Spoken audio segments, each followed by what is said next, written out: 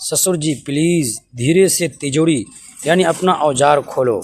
अगर सासू माँ जिंदा होती तो वो बड़ा बवाल ही हो जाती। मैं बार बार कह रही थी पर ससुर जी ने मेरी एक ना सुनी।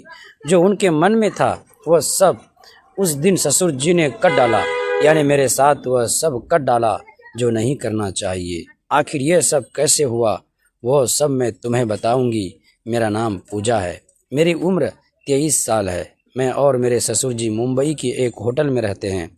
1 साल पहले ही मेरी सासू माँ का बीमारी के चलते देहांत हो गया था।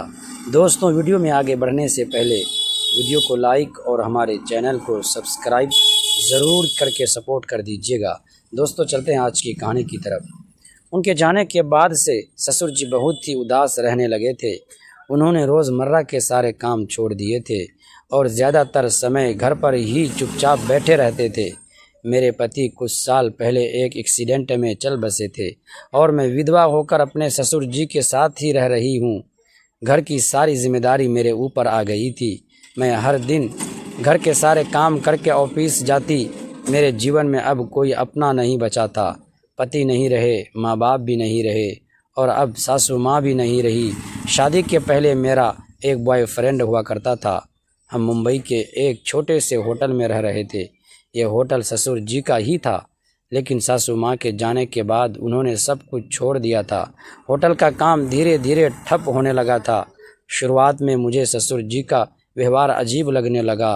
वो घंटों एक पुरानी तिजोरी के सामने बैठे रहते, उसे देखते रहते जैसे उसमें कोई राज छुपा हो। कई बार मैंने पूछा, पिताजी इसमें ऐसा क्या है? वह बस इतना कहते, कुछ बातें वक्त आने पर ही पता चलती हैं। एक रात तेज़ बारिश हो रही थी, बिजली बार बार जा रही थी। उसी दौरान मैंने देखा कि ससुर जी घबराए हुए उस तिजोरी को खोलने की कोशिश कर रहे थे। उनके हाथ कांप रहे थे। मैंने पहली बार उनकी आंखों में डर देखा। पिताजी क्या हुआ? मैंने घबरा कर पूछा। उन्होंने मुझे पास बुलाया और धीमी आवाज़ में कहा, पूजा, अब सच छुपाना ठीक नहीं है।